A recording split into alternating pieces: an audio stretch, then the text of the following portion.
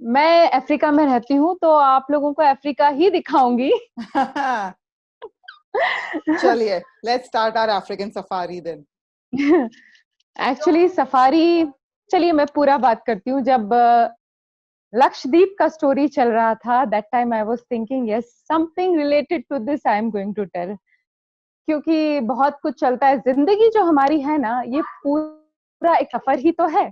हम बचपन से चलते हैं और हर दिन हम कुछ नया सीखते हैं, हर नई नई जगह जाते हैं, कुछ नया हर दिन हमें देखने को सीखने को मिलता है। और ऐसे में जब हम घूमने जाते हैं तो मेमोरीज एक नहीं बहुत सारी बनती जाती है। हर ट्रैवल टाइम की एक अलग स्टोरी होती है, एक अलग मेमोरी होती है। लेकिन as I told you, I will tell you the Africa, क्योंकि अफ्रीका को लेकर हमारे वहाँ पे कुछ मिसअंडरस्टैंडिंग्स हैं। बहुत ही ज्यादा उसको समझते हैं कि बिल्कुल ही पिछड़ा हुआ है, गांव गांव से भी बदतर है। But guys, that is not the scene, ऐसा नहीं है। और दूसरी बात ये कि जो मैंने देखा है, जब भी कभी किसी को कहती हूँ कि मैं किनिया में रहती हूँ, उनको समझ नहीं आता। And they ask me again, तो मैं कहती हूँ अफ्रीका, तो सबको लगता है oh South Africa. That is also another thing कि Africa is not only South Africa. हाँ, वो फेमस है जस्ट बिकॉज हमारे father of nation Gandhi ji वहां रहते थे। But now come to the point, मैंने अफ्रीका में दो कंट्रीज देखी है, Nigeria and now I am in Kenya. Nigeria कह सकती हूँ बहुत ज्यादा, मतलब नेचर वाइज खूबसूरत है, लेकिन टूरिज्म के हिसाब से इतना खूबसूरत नहीं है। मगर Kenya is famous worldwide for the tourism. Reason being, world का जो लार्जेस्ट सफारी है वो केनिया में है, मसाई मारा। लेकिन मैं आपको आज वहां भी नहीं ले जाऊंगी। मैं लेके चलूंगी आपको यहाँ के बीचेस पर। यहाँ के बीचेस ज्यादा एक्सप्लेन नहीं करूंगी, क्योंकि लक्षद्वीप के बीचेस और यहाँ के बीचेस में बहुत ज्यादा फर्क नहीं होगा। लेकिन जो एक अमेजिंग सी चीज, एक अलग सी चीज मैंने देखी अपनी जिंदगी में पहली बार, वो मैं आप सबके साथ शेयर करूंगी। तो ऐसी थी मेरी स्टोरी कि केनिया आने के बाद दो तीन फैमिलीज के साथ बहुत ही ज्यादा अच्छी बॉन्डिंग हो गई।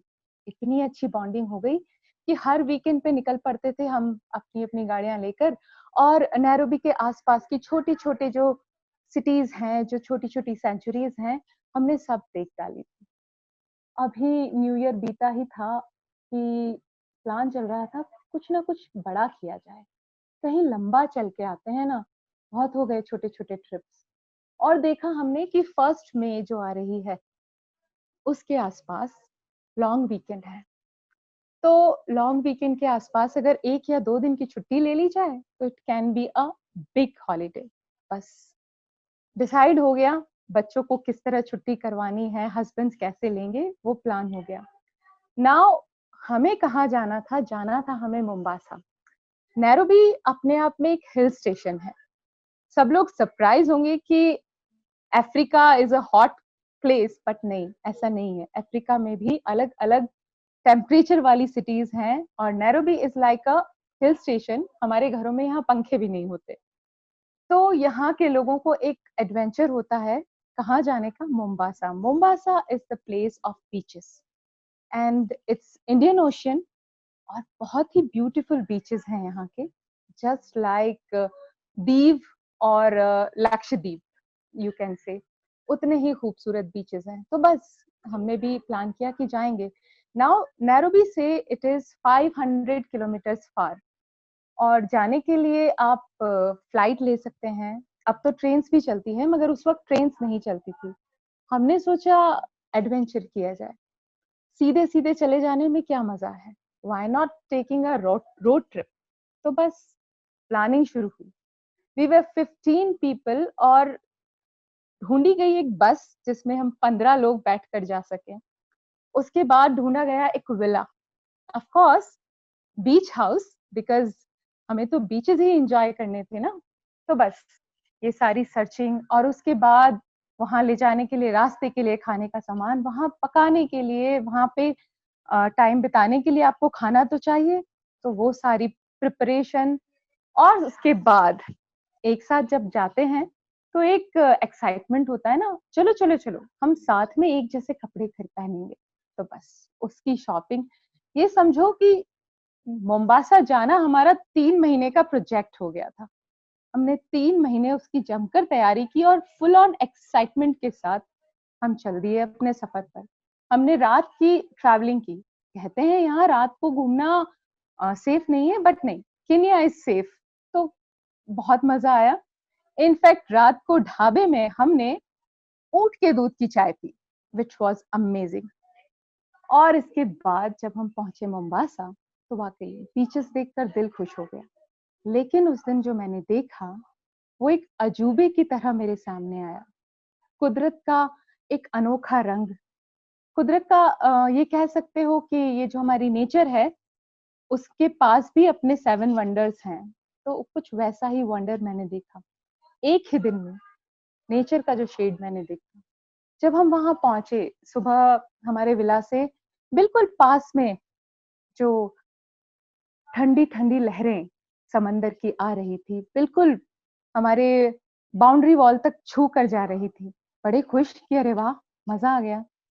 हम लोग गए, फ्रेशन अप होकर जैसे ही बाहर आए, समंदर काफी पीछे जा चुका था। 10 बजे के लगभग समंदर, ये समझिए करीब 500 मीटर दूर जा चुका था। फिर शाम हुई। शाम को फिर से समंदर हमारे हमारे बीच हाउस के बिल्कुल बाउंड्री वॉल पर था। 8 बजे करीब हम घूम रहे थे। थोड़ा सा दूर था समंदर, लेकिन हम उसे एंजॉय कर पा रहे थे। बहुत ही टाइनी टाइनी व्हाइट क्रैब्स पूरे बीच पर घूमते हैं। रात में हम बीच पर नहीं जा सकते वहां, क्योंकि वो क्रैब्स घूमते हैं, लेकिन देखकर नजारा ले सकते हैं। अच्छा लगा, बहुत ही प्यारी हवा चल रही थी, बहुत अच्छा मौसम था। ये भी हुआ, लौट गए हम डिनर विनर के बाद। अब बीच के लिए ही आए हैं ना, तो बीच तो दिन में 10 बार देखेंगे। रात को 10 बजे हम वापस से लौटे वहां। आप यकीन नहीं करेंगे, क्रिकेट का मैदान होता है ना, उससे भी बड़ी जगह खाली हो चुकी थी। समंदर इतना पीछे जा चुका था। And that was the thing, I was like, oh my God, nature has so many surprises for us. मुझे लगा ये शायद ज्वार भाटा की वजह से है, जो हम कहते हैं ना कि अमावस पर और पूनम पर ऐसा होता है कि बहुत बड़ी बड़ी लहरें आती है और उछाल मारती हैं। पर देखा, मैंने चेक किया, उस दिन ज्वार भाटा तो नहीं था। अमावस के 2-4 दिन के बाद की बात थी, लेकिन फिर भी ये नजारा था। दिन में अगले दिन हम जिस बीच पे गए थे, बीच से सॉरी आइलैंड पे गए थे, उस आइलैंड पर जाने के लिए हमने जहाँ से बोट ली, वहां तक जाने के लिए हम करीब आधा किलोमीटर पैदल चल के गए। और उस आइलैंड पर जब एंजॉय कर रहे थे, हमें उस बोट वाले ने बोला आप जल्दी कीजिए, यहाँ ज्यादा देर रुकना ठीक नहीं। हमें समझ नहीं आया वो क्यों कह रहा है, लेकिन आखिरकार उसके कहने की वजह से हम लौटे। बोट में बैठकर जब हम रवाना हुए, तो देखा वो आइलैंड पूरी तरह पानी में डूब चुका है। तो एक ही दिन में समंदर के इतने उतार और इतने चढ़ाव जो हमने देखे, ये हमारे लिए अमेजिंग थे, अमेजिंग। मैंने अपनी लाइफ में बहुत सारी जगह ट्रैवल किया है। इनफैक्ट जब अभी वो यूरोप की स्टोरी सुना रही थी, तब भी मैं खुद यूरोप में घूम रही थी। यहाँ पे मसाई मारा भी देखा है, जो कि बेस्ट वाइल्ड लाइफ सेंचुरी है। कहते हैं कि यहाँ लोग अक्सर लायंस देखने आते हैं, बट लायन नहीं देखना था मुझे। लायंस तो हमारे इंडिया में भी बहुत देखने को मिल जाते हैं। मुझे जो देखने थे वो जो सिर्फ यहीं देखने मिलते हैं, वो हैं हमारे ज़ीब्रास, जिराफ्स, और जिसके बारे में हम लास्ट टाइम बात कर रहे थे, हिप्पोपोटामस। बड़े आराम से, बड़ी शान से हम कहे जा रहे थे, हमने हिप्पोपोटामस की नोज को टच किया।